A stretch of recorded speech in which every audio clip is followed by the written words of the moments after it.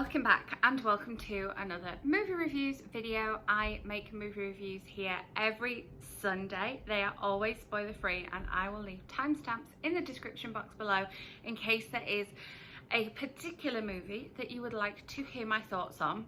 I saw 4 movies in cinemas this week and I would safely say that as my cinema viewing went on, my rating of the films increased. I would say they went better as I went along, which isn't often a pattern that happens in my week, but because I have a broken toe, I ended up just going to the cinema and doing a triple feature. I got dropped there, I sat, I watched all the films, and I got an Uber home.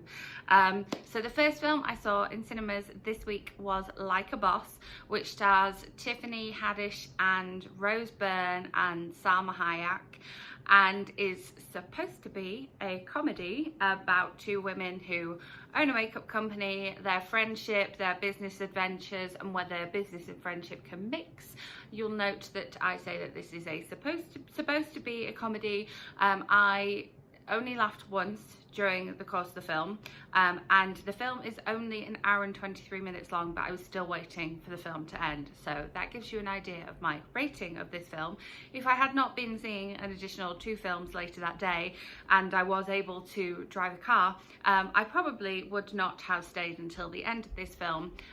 The one laugh was a line that says, "Oh, I bet that purse is made out of his foreskin," and I laughed at that, and that was it. So that wasn't really, I don't think, the only one point I was meant to laugh in this film. It just felt like it dragged on. I couldn't see the point in it. I couldn't see the point in the circles that they kept going round and round in, and unfortunately, do not recommend this one at all. Do not use your cinema viewing time to go and see this one, even if you think it's going to be a light-hearted laugh. It really isn't. You'll be bored. You won't enjoy it. I can't think of a time when I've been kind of so against you going and seeing this film. I wouldn't even recommend seeing it if it comes to streaming or however you borrow your DVDs or Blu-rays. Nope, did not like this one. It was not funny. There wasn't really a moment that I could bring out that was particularly positive. It wasn't even that it was, you know, staunchly feminist, or it wasn't even that it had, you know, a good representation of strong women, because it didn't really, and that made me cross as well. So don't recommend this one. Not a good start to my film viewing week that was Wednesday.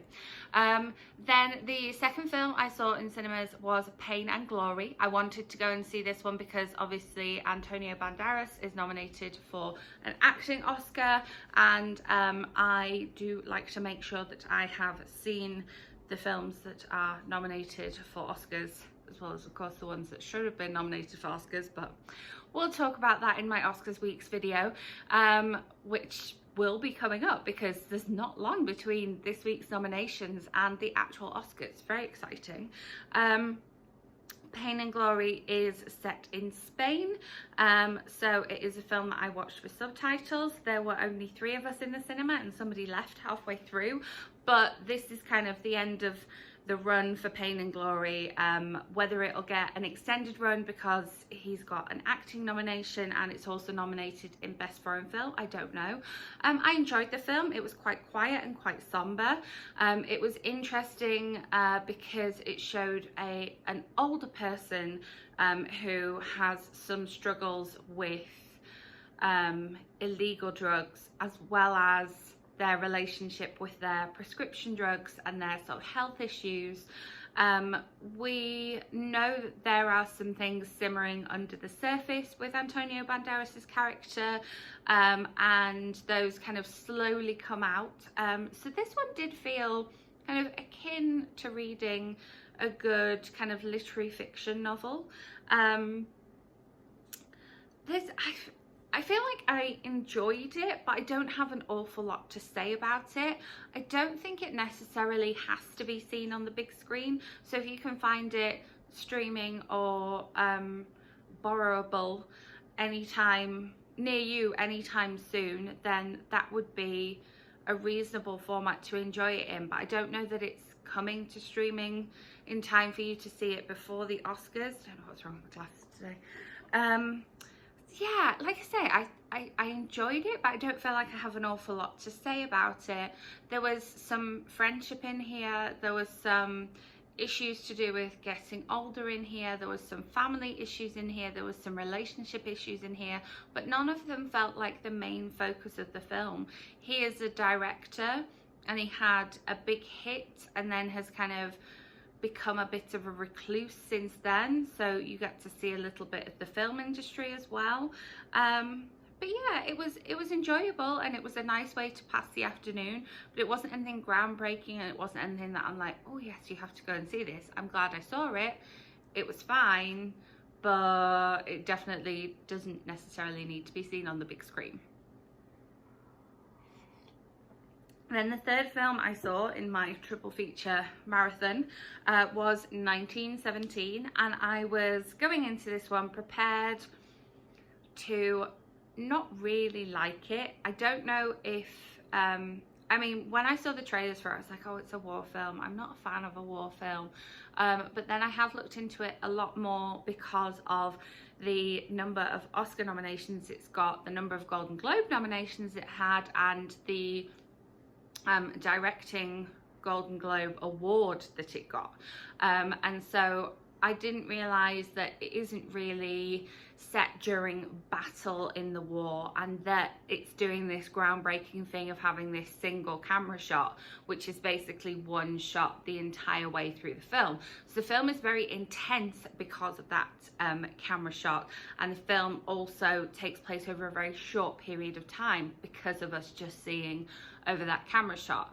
And yeah, I was kind of going in prepared not to really like it, and I really enjoyed it. It really is everything that everybody's saying about it. It does live up to the hype because of that intensity of that camera shot and that intensity of us following basically two soldiers and their journey across what in geographical terms is a small space, but in terms of what it means for the war at the time and the battlefield at the time is a massive space, and it's something which, if they manage to achieve it, will be just a huge feat and a huge accomplishment. And so it is very, very intense. It's not particularly intense in a like distressing, oh, I'm under some like emotional turmoil kind of intense. It's just really intense in the way of when you read a novel that has either like a lot of teen angst or a lot of kind of thriller aspects to it, that kind of intensity, which I really enjoy. And so it was enjoyable, and it is probably something that I will watch again in that kind of week run up to Oscars. It's one of those longer films that doesn't feel like a massively long film because you are following these soldiers close up, whether you're in front of them or behind them, whatever the camera angle happens to be. You know, when we transition from behind to in front, we transition by, you know, literally almost walking around them. So it's like you're on this journey with them. It's really hard to talk about anything else to do with the film because of spoilers. But there are some big names in this film who don't have a lot of screen time, and I thought that that was an interesting choice. The fact that these big names, who obviously will require a big salary, agreed to be in the film and have their names attached to the film, even though they would only have a very small amount of screen time. I thought that was interesting. I think I might be able to share a few more thoughts when I'm kind of talking about it compared to other things in the categories that it's been nominated in during my Oscars week videos, but I think this will be one that I see again, and I was pleasantly surprised by how much I liked it. Kind of the hype is real, and the reason it's got the nominations that it's got is because it is a beautiful film, and it does make you feel something, and it does make you it does take you on the journey with the characters in the film, which is really nice. And then the last film that I saw this week was a rewatch for me, but I'm really happy that I rewatched it because I enjoyed it just as much and noticed more things on the second time around, and that is Bombshell. And I'm just lucky that I had a window where I was volunteering at a library right next to a cinema, so I was able to just literally walk across the road, sit down for a bit, and then go back to the library. And so yeah, I watched this one again and loved it just as much as I did before. This one again feels quite intense, but takes place over a much larger period of time. Obviously this one is based on a true story, and I loved it very much the first time I saw it. And I am very pleased that Charlize Theron has got a nomination for Best Actress, because I think she is just fantastic in this film. She just absolutely blew me away. And then I'm surprised that Nicole Kidman didn't get nominated for anything, because I think she's really good in this film, and I do not normally like Nicole Kidman in things. I think one of the reasons I hated the series of Big Little Lies so much was Nicole Kidman in it, and like that's just a personal preference. It's nothing against her, but again, if Moulin Rouge had had different actors, maybe I would have enjoyed it, because on paper it should be a film that I enjoy. However, back to Bombshell. Yeah, some of the kind of little nuances in the acting of the characters, those kind of moments where they feel or look uncomfortable, or just the little movements away from, or the little kind of looks or flinches that go on, was interesting to see the second time around. And even though I knew what was going to happen, because it's a true story, you kind of go into it knowing what's going to happen anyway, it still gripped me, it still entertained me. And again, it's one of those longer films, because I think this one's over 2 hours, like 2 hours 3 or 2 hours 10, just over 2 hours. It doesn't feel it, you know, you don't feel like, oh, you know, when am I gonna go? I've got to go now, let's wrap it up. I just really enjoyed it, and I think that all the people involved in it just did a great job of being respectful to the real story, but also bringing it alive on the big screen in a really endearing way that can capture an audience. So yeah, still, if this one is still playing where you are, I think it's just well worth a cinema visit. And if you're looking for something that's about strong women and that is you know, a feminist film, and you were thinking of seeing Like a Boss, go see Bombshell instead. It's much better. Like, it's not even in the same league. Yes.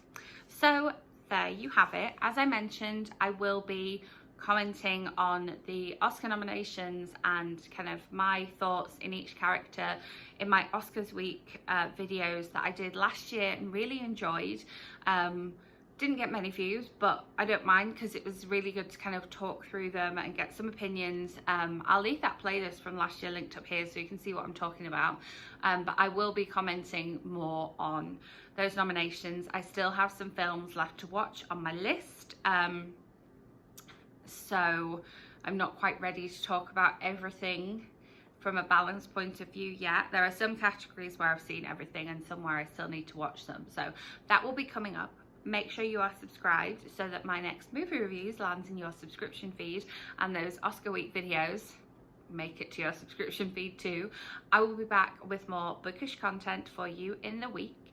If there is a particular movie you would like me to go and watch and bring my thoughts back to you here next week, let me know in the comments. Always happy to go and watch on demand, as long as I can get a lift to the movie theatre since I'm not driving right now.